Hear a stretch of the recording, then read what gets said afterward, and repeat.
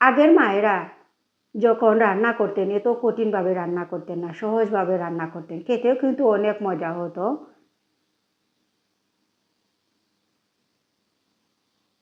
আজ মগজ রান্না করব। মগজের মধ্যে দেখুন কালো রোগ থাকে, সেগুলা ফেলে দিচ্ছি। আর ফেলে দিয়ে ভালো করে ধুয়ে নিব। আসসালামু আলাইকুম, ওয়েলকাম টু উর্মিস কিচেন। সবাই কেমন আছেন? নিশ্চয়ই ভালো আছেন। আল্লাহর রহমতে আমরাও ভালো আছি। দেখুন মগজের কালো রোগগুলা ফেলে দিচ্ছি। আর মগজ খেতে আসলে খুব ভালো লাগে, অনেক মজা হয়। ধুয়ে নিয়েছি আর চুলায় পাতিল বসিয়ে দিয়েছি। আর মগজগুলা দিয়ে দিচ্ছি পাতিলের মধ্যে।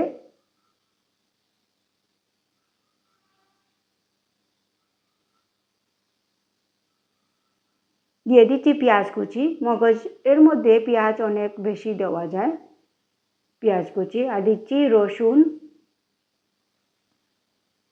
দিচ্ছি আদা পেস্ট,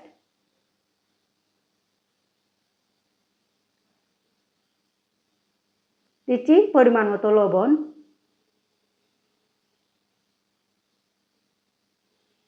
দিচ্ছি 1 চামচ মরিচের গুঁড়া, 1 চামচ হলুদের গুঁড়া, 1 চামচ ধনিয়ার গুঁড়া, আর দিচ্ছি পাঁচফোড়ন। এগুলা কিন্তু আমি ঘরে বানিয়েছি মশলাগুলা। আর দিচ্ছি পাঁচফোড়ন, নিজে হাতে বানানো পাঁচফোড়ন। দিচ্ছি তেজপাতা, দারচিনি আর এলাচ।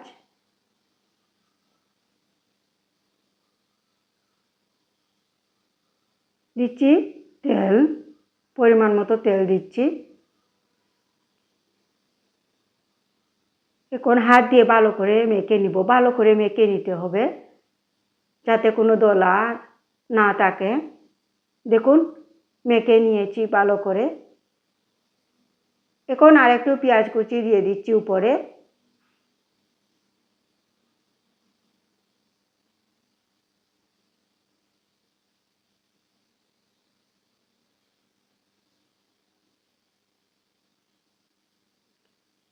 এখন ঢাকনা লাগিয়ে চুলার আগুন জ্বালিয়ে দিয়ে দিব।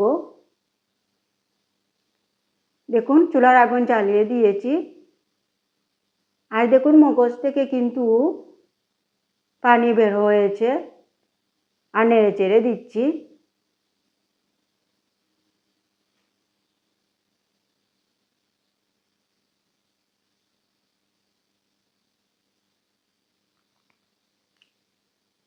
এখন ঢাকনা লাগিয়ে দিয়েছি। আরও কিছুক্ষণ রান্না করার পর দেখুন মগজ থেকে কিভাবে পানি বের হয়েছে।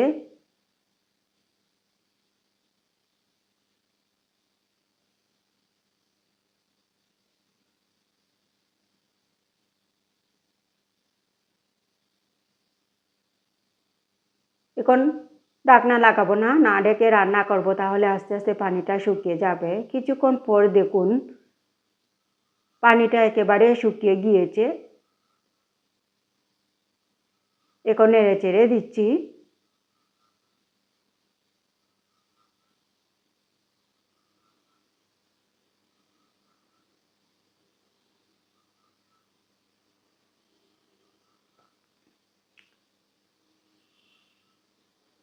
এখন দিয়ে দিচ্ছি কয়েকটা কাঁচামরিচ।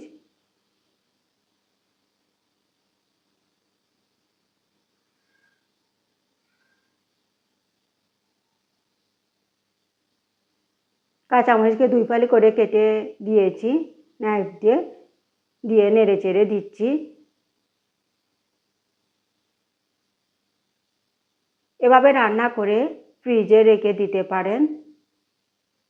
আর পরে একটু পেঁয়াজ দিয়ে ভেজে নিয়ে, তেল পেঁয়াজ দিয়ে ভেজে নিয়ে খেতে পারেন। খেতে কিন্তু অনেক মজা হয়। দেখুন একেবারে শুকিয়ে গিয়েছে। আমার মগজ রান্না হয়ে গিয়েছে। এখন আমি চুলাটা অফ করে নিয়েছি। দেখুন উপরে একটু ধনিয়ার পাতা দিয়ে সাজিয়ে নিচ্ছি। দেখা সৌন্দর্যের জন্য। মাশাআল্লাহ, অনেক মজার একটা মগজ রান্না হয়েছে। সবাই ভালো থাকবেন। আল্লাহ হাফিজ।